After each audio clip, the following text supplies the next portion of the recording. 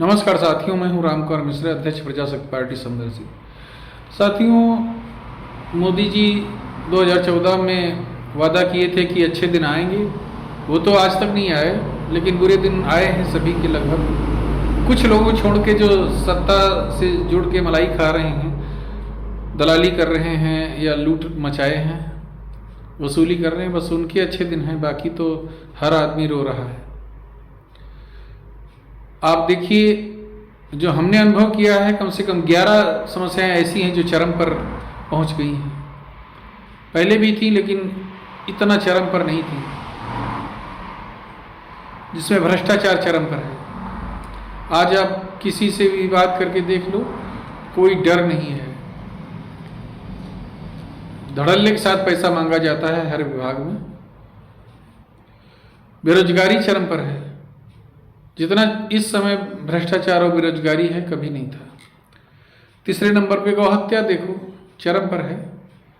पहले भी इस तरह का पाप होता था, लेकिन इतना बृहद स्तर पर नहीं था। आप गांव में जाके देखो, कहीं गाय नहीं बची है। जो थोड़ी सी गौशालाओं में है, वो भी मरणासन्न है, मर रही है। और उसके मरने की शिकायत, उसके खत्म होने की, कुपोषण की शिकायत आप कहीं कर लो, कोई जांच कार्रवाई कुछ नहीं होता है। और घुसपैठ भी चरम पर है। बांग्लादेशी घुसपैठिए इतना भीषण घुसपैठ किए हैं कि आप देखिए, जनरल बिपिन रावत जी अपनी मौत से कुछ समय पहले ही उन्होंने एक बयान दिया था, जिसमें वो दुखी थे। उन्होंने बोला था घुसपैठ चरम पर है, और उसके बाद में फिर उनका हेलीकॉप्टर क्रैश हो गया था। तब से आज तक कहीं रुकी नहीं है घुसपैठ, उसी गति से चल रही है। मणिपुर में जो ये हत्याएं हुई हैं, जो अराजकता फैली है, उसमें भी वहाँ के मुख्यमंत्री ने भी बताया था कि 1000 गांव घुसपैठियों के बस गए। तो क्या सत्ता की मिली भगत के बिना बस गए? सरकार ने चाहती और घुसपैठियों के गांव बस जाते 1000, वो भी सीमा पर, एक राज्य में। पूरे देश में सभी राज्यों में यही दशा है। और आप देखो, जो डेली हत्याएं होती थी ना, जनरली जो हत्याएं रैंडम होती हैं, उनमें बहुत बढ़ोतरी हुई है, चरम पर वो भी पहुंच गई हैं। तुलनात्मक ढंग से देखो तो आए दिन, और उनमें भी 95%। आप देखो, उसकी कहीं से भी जांच करवा लें, डाटा एकत्र करा लें, 90% हिंदू ही हैं मरने वाले। और जो भारत द्वारा वैश्विक संस्थाओं से कर्ज लिया गया है, वो भी चरम पर पहुंच चुका है। आज प्रत्येक नागरिक 5 लाख के कर्ज में डूब चुका है। पहले 55 लाख करोड़ का कर्ज था, आज 250 लाख करोड़ से ऊपर कर्ज पहुंच चुका है। ये मोदी जी ने चमत्कार करके दिखाया है। पत्रकारों की हत्याएं और मीडिया का दमन, वो भी चरम पर पहुंच चुका है। ये बात किसी से छुपी नहीं है, आए दिन आप सब देख ही रहे होंगे। किसानों का शोषण और जो उनकी डेली आत्महत्याएं हो रही हैं, वो भी सब चरम पर है। कहीं डाटा कलेक्ट नहीं किया जाता है, वो सब रोक दिया गया है, ताकि उसकी भयावहता के बारे में लोगों को पता न चल पाए।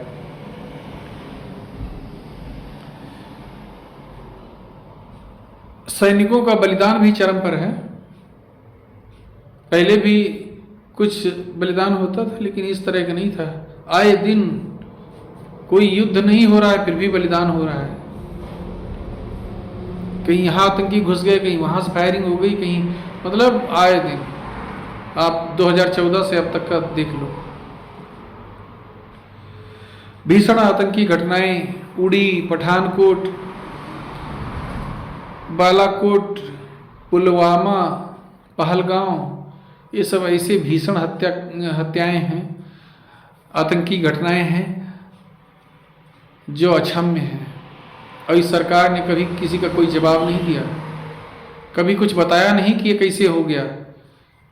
पहलगांव में तो आतंकी आराम से आए और घंटों वहाँ पर तांडव करते रहे, पैंट कपड़े उतरवा के, आराम से कलमा पढ़वा के, मार के, जब सब आराम से चले गए, कहीं किसी का आतंकी खरोच नहीं आई। ये देखो कितना बढ़िया व्यवस्था। और बाद में मुनीर जो सेनाध्यक्ष है पाकिस्तान का, उस पर आरोप लगा दिए गए। उसने यहाँ का फोर्स हटा लिया था क्या कि तुम आओ आराम से मार के चले जाओ। ये तो यहीं के गद्दार नेताओं का हाथ है ना। बहुत पाप हुए हैं। आप देखिए सड़क हादसे और ट्रेन एक्सीडेंट भी चरम पर हुए, चरम पर। ये घटनाएं भी चरम पर पहुंच चुकी हैं और इनमें भी मरने वालों में 90% हिंदू ही हैं, चाहे सड़क घटनाओं दुर्घटनाओं में हो रहा हो। ये कैसे हो रहे हैं? ये संयोग है या कोई प्रयोग है? ये तो ईश्वर ही जान सकता है, क्योंकि यहाँ कोई जांच उस हिसाब से होती नहीं है।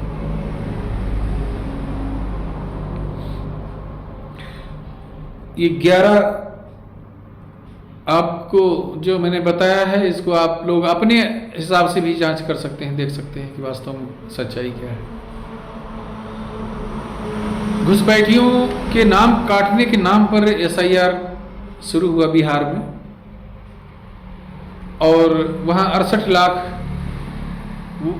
वोट कट गए।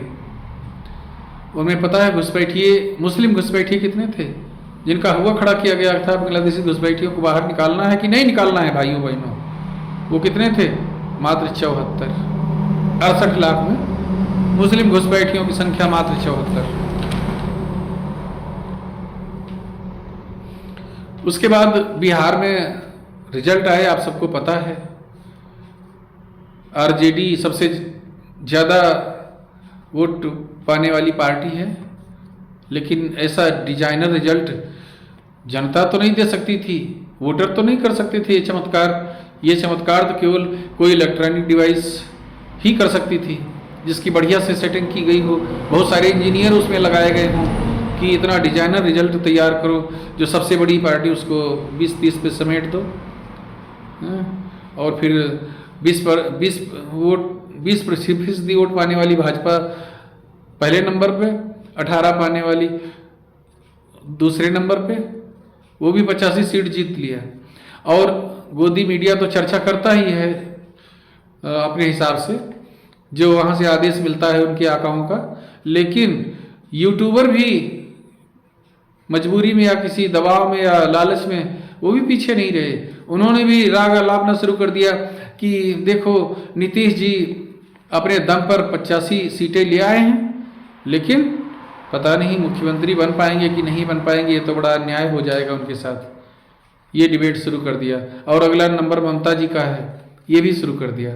जबकि ममता जी को तो भाजपा जिताएगी ही, क्योंकि ममता जी वही कर रही हैं जो भाजपा चाहती है। भाजपा के डबल इंजन करते हैं, हिंदुओं का दमन और उनका विनाश और घुसपैठियों को बसाना। आप हिमाचल अरुणाचल में देख लो, और यहाँ ये उत्तराखंड में डबल इंजन सरकार है, वहाँ सब घुसपैठिए चप्पे चप्पे पर बसा दिए गए हैं। ये काम तो वही कर सकता है, तो ममता जी कर सकती हैं, या तो डबल इंजन कठपुतली डबल इंजन कर सकता है भाजपा का। तो ममता जी को हराने से क्या फायदा है? वहाँ तो ऑलरेडी वही काम में लगी हुई हैं, तो भाजपा उनको नहीं हराएगी। लेकिन यहाँ यूट्यूबर भी उसी डिबेट में लग गए ताकि EVM को सही ठहराया जा सके।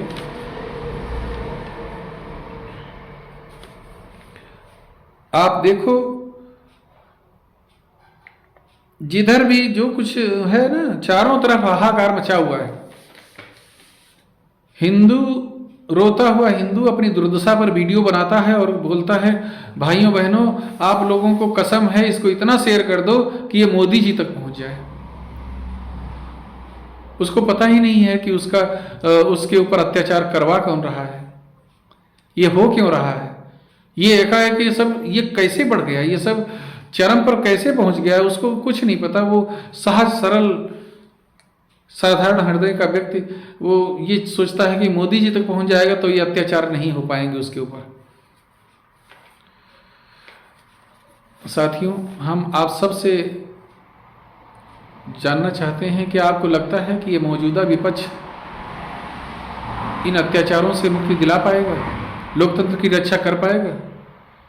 यदि नहीं तो हम आप सब से आग्रह करते हैं कि कम से कम हमारा साथ दो, 10-10 रुपये का कम से कम सदस्यता शुल्क पार्टी को दो और हमारे साथ आओ।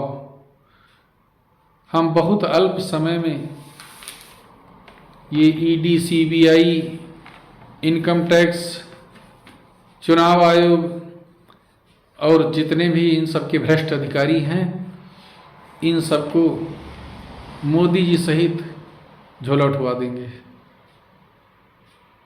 धन्यवाद।